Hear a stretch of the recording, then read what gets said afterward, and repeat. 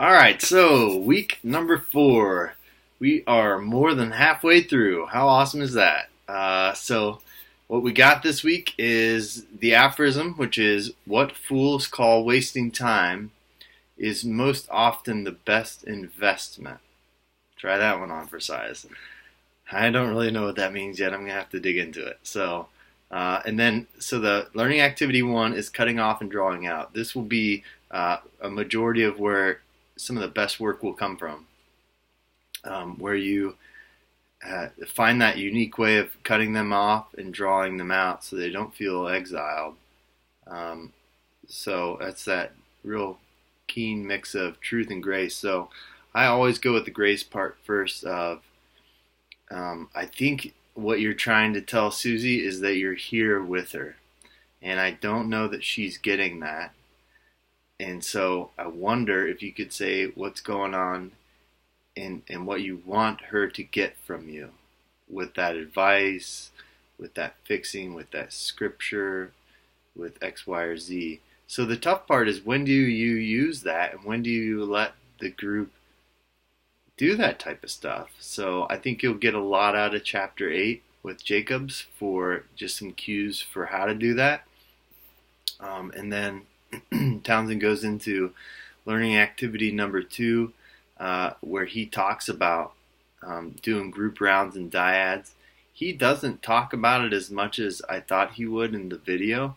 So my quick, I guess, how-to for how to do that is I'll pick up on whatever the character piece is. So if it's feeling no anger, I'll have them stand up, go to each person and say one thing that they're angry at in this world. And it's just an orienting to anger. And usually by person number 3, and I'm standing up with them. I did this with some of you guys in group. I don't know if you remember. But I'll usually stand up with them and just walk beside them. So something about that gives them extra strength. And it isn't like I'm making them a spectacle. It's like we're going to take this journey together and we're going to figure out what this is about. And we just want you to feel more of that anger because hopefully they did something where they said, I just don't want to feel anger. So I wait for them to mention something about that. Even though I know that it's a separation thing, I want to help them guide themselves to their own awareness. So I just facilitate a more deep and rich interaction using the group. So he had a great piece in there about how people will do this, what in Beyond Tavistock model we'll call a broken wagon wheel type of group, where they'll just do individual therapy with one person. So I try to tie it into each person's character as much as I can so that it's the wagon wheel approach where we're getting everyone involved. I think that's brilliant. I think a lot of people just do individual therapy in group, and I don't think that's helpful. So I'm glad he made that point. And I'm pretty sure that's where I learned it. So, yeah, so good stuff. And so what I'll do is I'll take them around to each person. So I'm kind of bold, and I like to put my hand on someone's back, just because that's how I was taught. Do whatever you're comfortable with. I find that gives them extra strength. But when they get to person number 3, they're feeling the anger. And what I'll do is I'll say, okay, so I want you to, so I'll do a couple different things. I'll either say, I want you to say the feeling that you're feeling after you say the statement of a thing you're angry at. And notice what happens in your body. And then it's usually, I feel my shoulders tighten. Okay, now I want you to say to the next person something else that you're angry at, but I want you to tell them what you just told the other person. So I'm angry at the world. It was the first one, and I felt the tightness in my shoulders. And I also want you to know that I'm angry at my mom growing up. And then I'll say, okay, now feel what you felt in your body. I felt my stomach churn. Okay, next person. And don't worry, I'll help you remember this stuff, and so will the group. And so sometimes I'll get extra experiential and I'll have the group members hold their stomach, hold their shoulders, just as a cue to support the work to go forward. Usually once we get to number 3, they're really feeling a lot. And if they're not, then I'll try to jack it up a level for them. Say, hey, can we try something else just to kind of inject some more feeling into this? And I'll say something like, I wonder if you could say all the stuff you said, but also tell the person what you're feeling after you said it. So it would be, so I'm angry at the world. I feel the tenseness in my shoulder is what I told Judy. And I told Jane that I'm angry at my mother, and I felt that in my stomach. And I'm going to tell you that I'm angry at my brother growing up because he would always pinch my skin and he would rip pieces out of my skin. And as I say that to you, I feel a tenseness in my face. So I'm always trying to get them to feel it in the moment. So it's a visceral feeling. And so we get all the way around, and then I have them sit down. And I don't go with that person right away for their process. I ask the group, what was it like being that part for Susie as she was talking? And so they'll say, I could really feel X, Y, and Z. I could really feel X, Y, and Z. And so I'll go around and have everyone check in, and then I'll say to Susie, so what was it like for you to go around? But then sometimes I'll also start with Susie. So I guess whatever you feel might bring the most group interaction and most process for the person that just spoke. So I'm hoping that we get to my anger is okay. And so then I'll say to them, okay, so now what I want you to do is that every time you're sitting there and you feel anger, I want you to jump in the group so that they're practicing getting that experience in the group right then and now.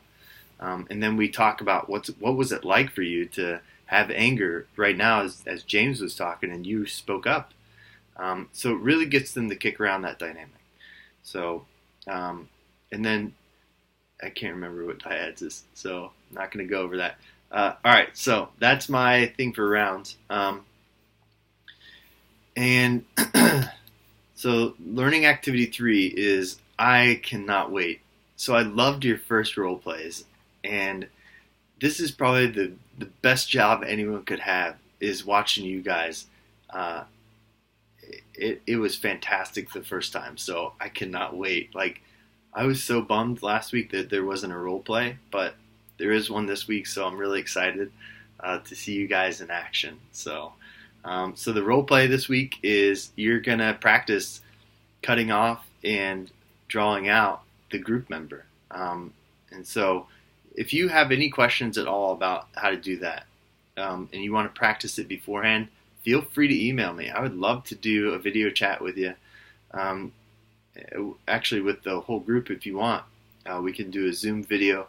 They limit to like 40 minutes for Zoom if it's more than 3 people. So it'd be 40 minutes long, but I'm up for practicing that stuff with you guys. I love how much you all are in this. So I couldn't be more excited to practice it with you. But I think you'll do great. Feel free to email me, call me, text me, whatever. I'm here for you guys. So you've done amazing the past 3 weeks. So I can just feel how excited you guys are, both about your work and then about learning how to run groups. It's fantastic, man. And then continuing the Big Elephant Project is learning activity 4. So you'll develop skills to plan and implement the large group project. You'll apply the principles and techniques you're mastering about how groups create growth and healing. So continuing to research your topic so you can decide how to explore the topic each week. Part of this research should include concepts that will help move the group members to growth and healing. So create a rough outline for weeks 6 through 9 of themes within your topic and how you'll cover them in your group. So this document, like the examples in the book, can have a mix of paragraph, bullet points, can be in outline form. You guys have done wonderful. I love the outlines. I don't like tons and tons of structure. So I love the outline because it gives gray area for you guys to tweak it as you go, because you'll find things as you are studying from here on out, and as you keep reading, just some awesome stuff. So I just bought a book yesterday as I was listening to that video by McWilliams, and it was called Exploring Affect by, I can't remember the guy's name, but it's like the original creator stuff. So I love that because they were the pioneers and they really got it right, I think, as far as how to do pure process. So I think as you go, you'll have those things that you'll want to inject into your work. So I love the broadness and not so specific stuff that you're given.